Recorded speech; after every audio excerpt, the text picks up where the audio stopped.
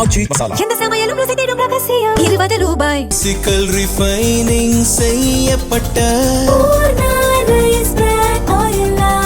SKM Poorna rice brand oil. Sir, தமிழ்நாட்டில் தற்போது நடைபெற்று வருகிற அரசியல் சூழ்நிலையில் தவக அரசு தனக்கான ஆதரவு தளத்தை சேர்க்க குதிரை பேரத்தில் ஈடுபட்டுள்ளது. இது ஆரம்பத்திலிருந்து நாங்கள் சொல்லிட்டு வரோம். தேர்தலில் 107 இடங்களை தான் தவக அரசு பெற்றிருந்தது. 118 இடங்கள் தேவை என்ற நிலையில் அந்த தனக்கான ஆதரவை அதிகமாக பெறுவதற்காக குதிரை பேரத்தில் ஈடுபட்டார். முதலமைச்சரே அதிமுகவுடைய சில எம்எல்ஏக்கள் தங்கி இருந்த இடத்திற்கு நேரடியாக சென்று குதிரை பேரத்தில் ஈடுபட்டார். இது எல்லாரும் பார்த்தோம். அதற்கு அவர் சென்று வந்த பின்பு அதிமுகவுடைய கொறடாவுடைய உத்தரவுக்கு மீறி ஒரு 25 பேர் வாக்களித்தாங்க. அதில் 21 பேர் தன்னுடைய நிலைக்கு வருந்தி மன்னிப்பு கடிதம் கொடுத்தாங்க. 4 பேர் கடிதம் கொடுக்கல. அவங்க கட்சியிலிருந்து ஒரு சஸ்பீஷியஸ் ஹரீடு பேனரில் எக்ஸ்பிரஸ் வேகத்தில் தாவேக்கால போய் இணைஞ்சாங்க. இந்த இணைஞ்ச முறை தவறு. அவருடைய அவருடைய ராஜினாமாவை சபாநாயகர் ஏற்ற விதம் தவறு. தனிப்பட்ட முறையில் ஒவ்வொருவரையும் விசாரிச்சிருக்கணும்.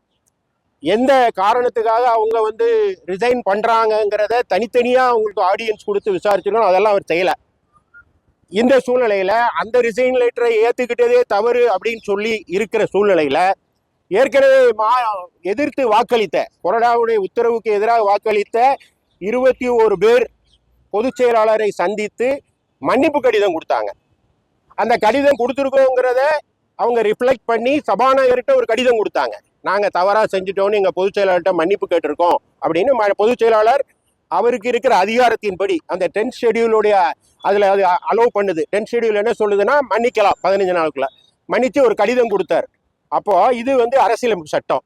அப்போ அவ்வாறு மன்னிக்கப்பட்ட இருவர், மன்னிப்பு இனிமேல் இந்த தவறையே செய்ய மாட்டேன்னு சொல்லி மன்னிப்பு கேட்ட இருவர், அதாவது ஒன்று விராலிமலை விஜயபாஸ்கர், இன்னொன்று கரூர் விஜயபாஸ்கர். இந்த 2 பேரும் இன்னைக்கு தமிழக வெற்றி கழகத்தில் போய் இணைஞ்சிருக்காங்க. இது அரசியலமைப்பு சட்டத்தினுடைய கண்ணில் மண்ணை தூவி விட்டு அதை கேலி கூத்தாக்கி போய் சேர்ந்திருக்காங்க. அப்போ இதன் மூலமா என்ன நடக்கும்னா 6 தொகுதிகள் காலியாகும். திருச்சி கிழக்க விட்டுருங்க.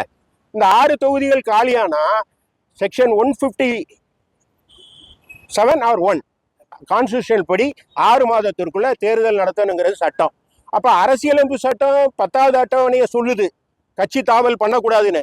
இன்னொரு அரசியலமைப்பு சட்டம் என்ன சொல்லுதுன்னா 6 மாசத்துக்குள்ள அங்க தேர்தல் நடத்தணும்னு சொல்லுது. அப்போ அங்க தேர்தல் நடந்தா என்ன ஆகும்னா இந்த கட்சி தாவிய இந்த 6 பேரும் அரசியலமைப்பு சட்டத்தை கேலி கூத்தாக்கி கட்சி தாவிய 6 பேரும் அங்கு தேர்தலில் போட்டிடுவாங்க. ஒன்று அப்படி இல்லைன்னா அங்கு தாவேக்க தன்னுடைய வேட்பாளர்களை நிறுத்தும். அப்படின்னா அரசியலமைப்பு சட்டமும் 10வது அட்டவணைன்னு ஒன்று எதுக்கு இருக்கு? அப்போ அது கிளியர் வேகன்சி இல்லை. இந்த 6 தொகுதிகளும் கிளியர் வேகன்சி இல்லை.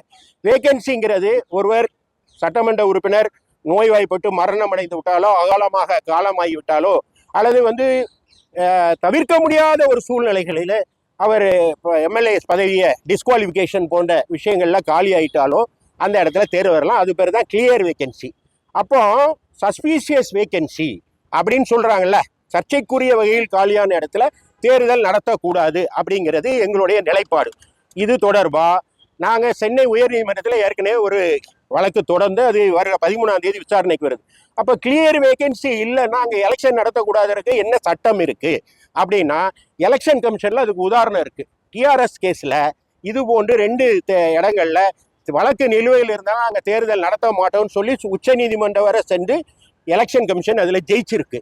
அது தமிழ்நாட்டிற்கு வேண்டும். பிசி ஜார்ஜ் வழக்குன்னு ஒன்று இருக்கு.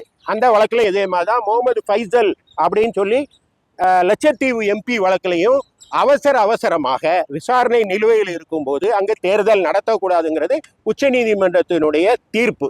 எங்கெல்லாம் சட்டம் இல்லையோ அங்கெல்லாம் நீதிமன்ற தீர்ப்புகள் பேசும், வழிகாட்டும். அப்போ உச்ச நீதிமன்ற தீர்ப்பின் படி அங்கு தேர்தல் நடத்தக்கூடாதுன்னு ஒரு கம்ப்ளைண்ட் கொடுத்துருக்கோம், ரெப்ரசன்டேஷன் கொடுத்துருக்கோம். Not to notify the election R conducting the election இன் 6 தொகுதிகளில், அந்த சம்மந்தப்பட்ட 6 தொகுதிகள். இதில் விஜயபாஸ்கர், விராலிமலை விஜயபாஸ்கர் கதை ரொம்ப மோசம். எப்படின்னா முதல்ல 4 பேர் அவசரமாக போய் சேர்ந்தாங்க. இது ஏற்கனவே நம்ம பல முறை பேசிட்டோம்.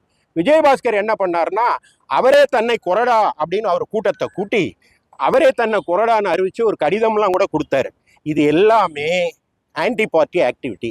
அப்பவே அவருக்கு டிஸ்குவாலிஃபிகேஷன் வந்துடும்.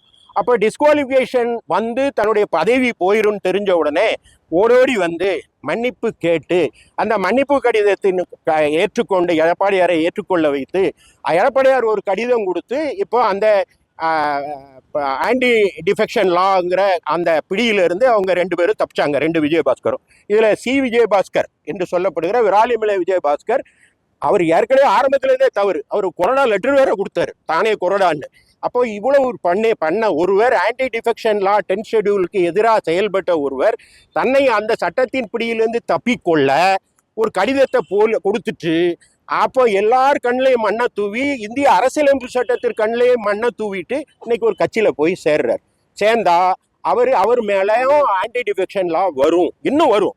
கம்ப்ளைண்ட்டை வாபஸ் வாங்கிட்டதுனால முடியாது, அவர் ஏற்கனவே மன்னிச்சுட்டேன்னு சொன்னதுனால முடியாது. அவருடைய நடவடிக்கை இதுக்கு விஸ்வநாதன் வழக்குன்னு ஒன்று இருக்கு. அது ஒரு கட்சியிலேருந்து நீக்கப்பட்டவர் இன்னொரு கட்சியில போய் சேர்ந்தாலே ஆன்டி டிஃபெக்ஷன் லா வரும்னு சொல்லி தீர்ப்பு இருக்கு. உச்சநீதிமன்றம் அதை ஒத்துக்கொண்டிருக்கு. இந்த சூழ்நிலை இன்னொரு விஜயபாஸ்கர், கரூர் விஜயபாஸ்கர், நீங்க காட்சிகளில் பார்த்துருப்பீங்க. அவர் ஏதோ வாஷ்ரூமுக்கு அவசரமா வேகமா போறாரு. அவரை ஒரு அறை கதவு திறக்குது, திடீர்னு உள்ள நுழைகிறாரு. அதுக்கப்புறம் ஒரு 20 நிமிஷம் கழிச்சு ஒரு புகைப்படம் வெளியாகுது. அவர் ரிசைன் பண்ணிட்டாருன்னு சபாநாயகர் முன்னால நின்று ஒரு போட்டோ எடுத்துக்கிறாரு. அவர் இப்போ ரிசைன் பண்ணிட்டேன்னு சொல்றாரு. எந்த விதத்துல இது நியாயம்? கட்சியில இருக்கிறவரு, ஏற்கனவே மன்னிப்பு கோரியவர், நான் இந்த தவறை மீண்டும் செய்ய மாட்டேன், கட்சி விரோத நடவடிக்கையில் ஈடுபட மாட்டேன்னு சொல்லிட்டு அவர் இவ்வாறு ரிசைன் பண்ணிட்டு போனா அது அரசியலமைப்பு சட்டத்தை அவமதிக்காதாகாதா? அப்போ நாட்டை வழி நடத்துகிறது எது? அரசியலமைப்பு சட்டம். அரசியலமைப்பு சட்டம் பெருசா, தன்னுடைய சுய லாபம் பெருசானா அரசியலமைப்பு சட்டமே மேலோங்கி நிற்கும்.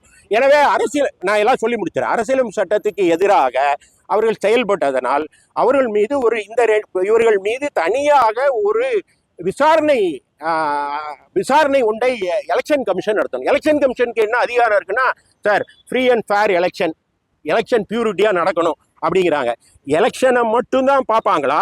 எலெக்ஷனுக்கு அப்புறம் தேர்ந்தெடுக்கப்பட்ட அந்த எம்எல்ஏக்கள், ஏன்னா அவங்க தான் நோட்டிஃபை பண்றாங்க இவங்க இப்படி தோணும். அப்போ கவர்மெண்ட் எக்ஸ்செக்கர்னு சொல்லப்படுற இப்போ அங்கே 6 இடத்துல தேர்தல் வந்தா என்ன ஆகும்? கோடிக்கணக்கான பணம் செலவாகும். அப்போ ஏற்கனவே இப்போ நீங்கள் வெளிநாட்டில் இருந்திருப்பீங்க, இந்த எலெக்ஷனுக்கு ஓட்டு போட வந்திருப்பீங்க.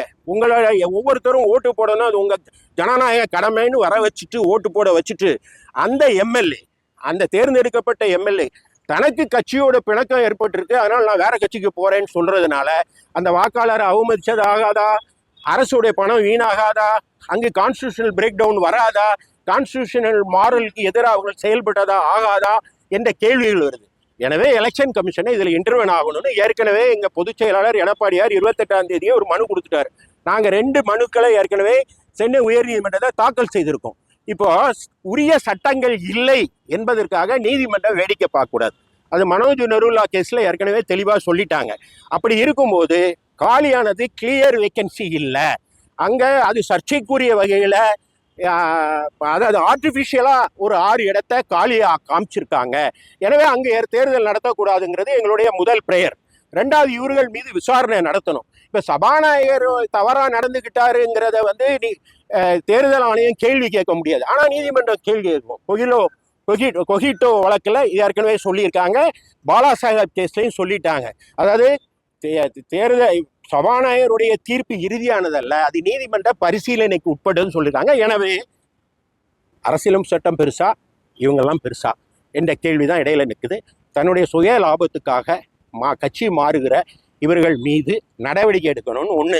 2வது, தமிழ்நாட்டில் கட்சி தாவல் நடைபெறுகிறதுங்கிறது வைகோவோட பேட்டியில நீங்க பார்த்துருப்பீங்க. அவரே முதலமைச்சரே கேட்டிருக்காரு, முதலமைச்சரே வாங்க 2 பேர் ரிசைன் பண்ணிருங்க வந்திருக்கேன்னு.